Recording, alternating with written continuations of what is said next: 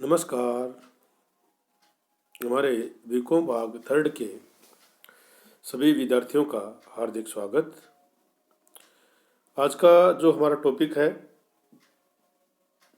उस टॉपिक का नाम है मैनेजरियल रेमुनरेशन। मैनेजरियल रेमुनरेशन यानी प्रबंधकीय पारिश्रमिक। हमारा टॉपिक जो चल रहा है उसका नाम है कंपनियों के अंतिम खाते व प्रबंधकीय पारिश्रमिक। तो आज हम प्रबंधकीय पारिश्रमिक क्या है और इसके संबंध में कानूनी जो प्रावधान है उसके बारे में थोड़ी डिटेल में बातचीत करेंगे। तो सभी विद्यार्थी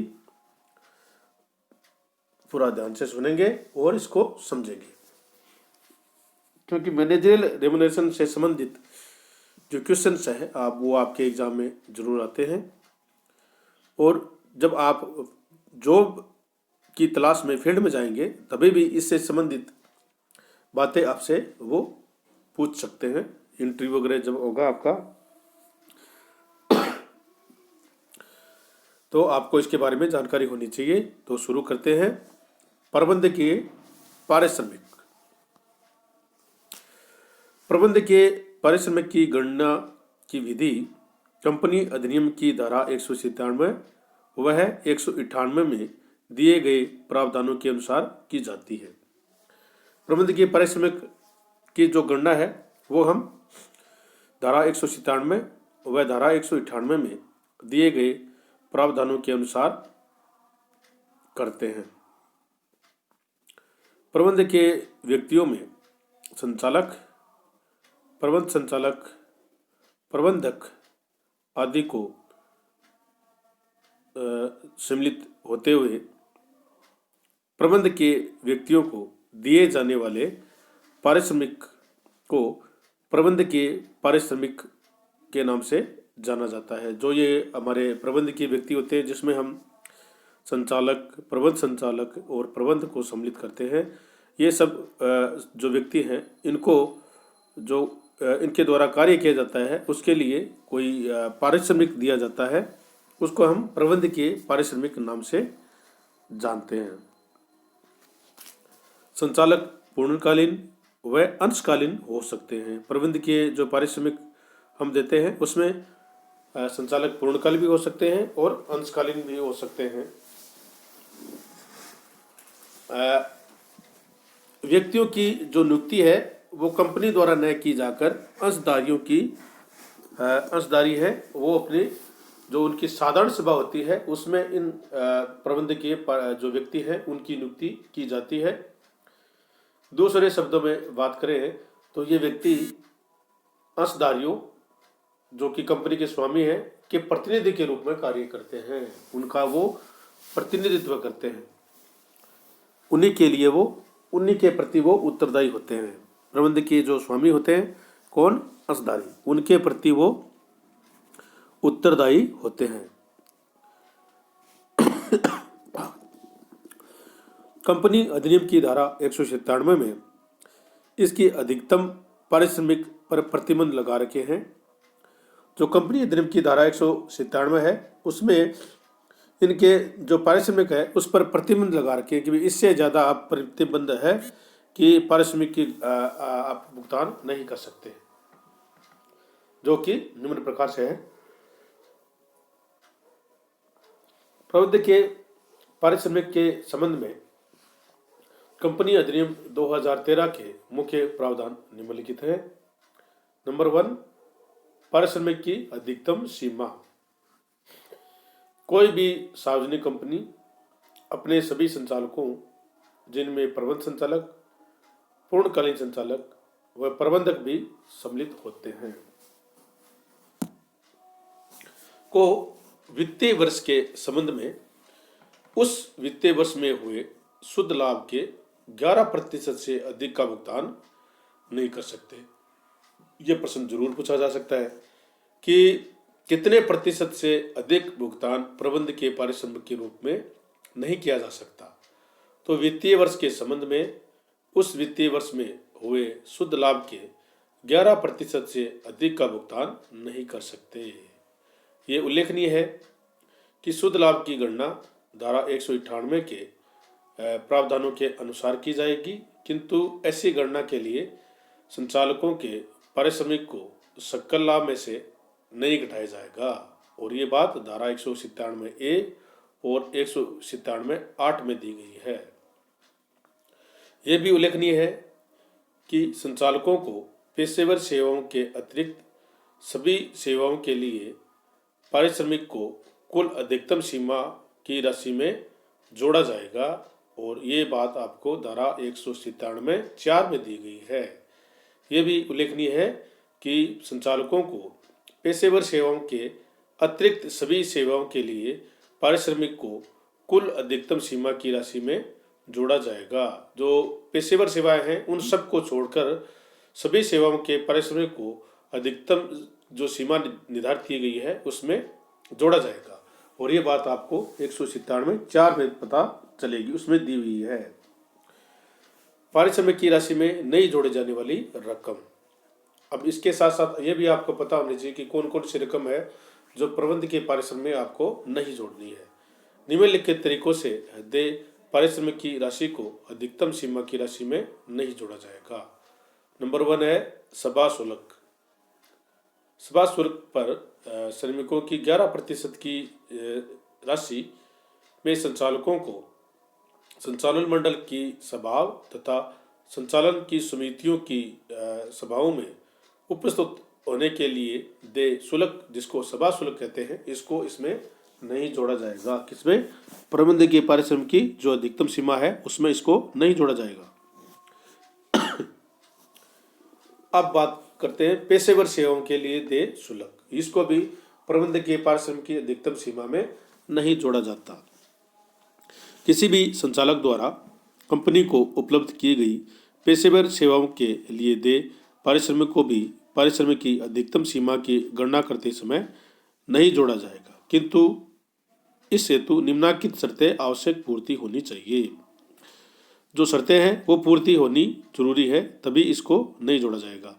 नंबर 1 है संचालकों द्वारा उपलब्ध कराई गई सेवाएं पेशेवर प्रकृति की हो।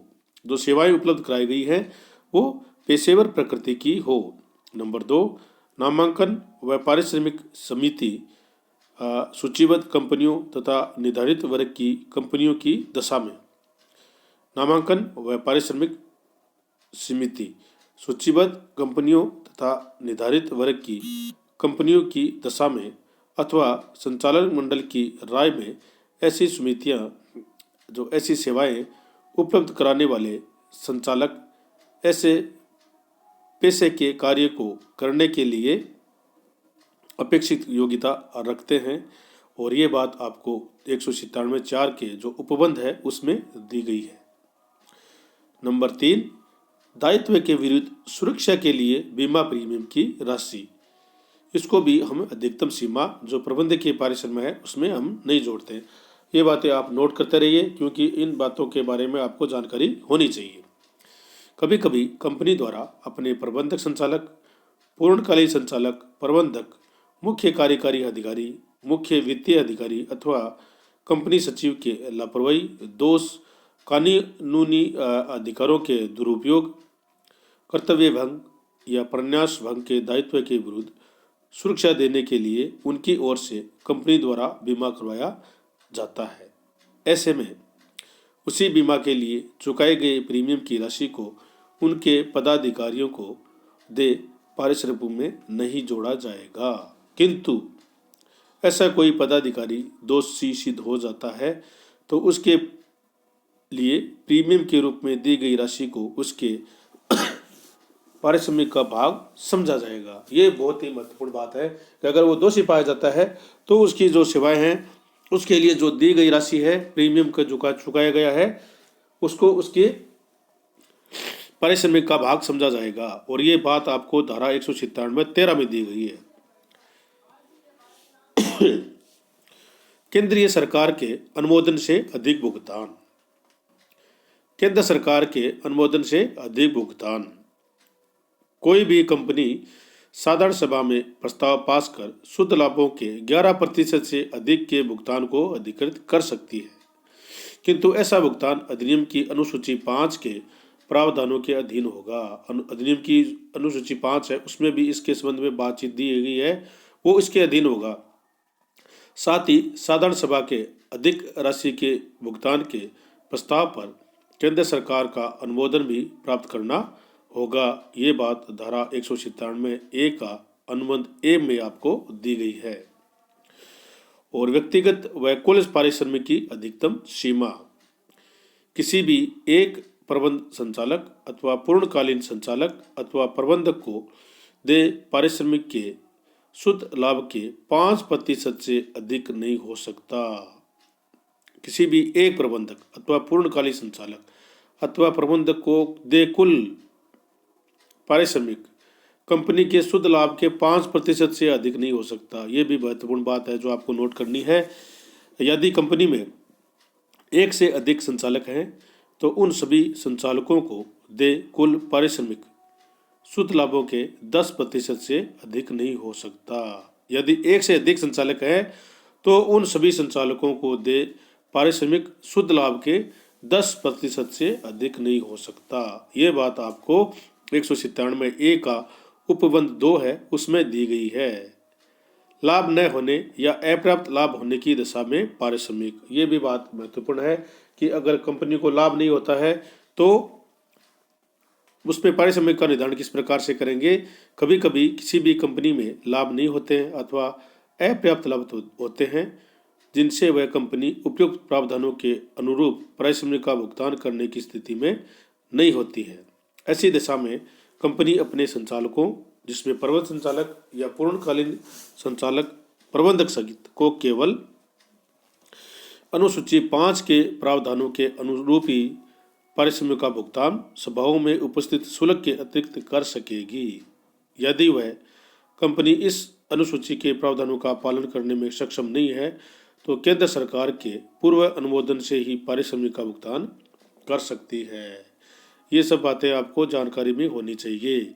अगर भुगतान करने की स्थिति में नहीं है तो उसे अनुसूची 5 के अनुरूप प्रावधानों के अनुसार उसका भुगतान किया जाएगा, किसको छोड़कर सभाओं में उपस्थित शुल्क को अतिरिक्त।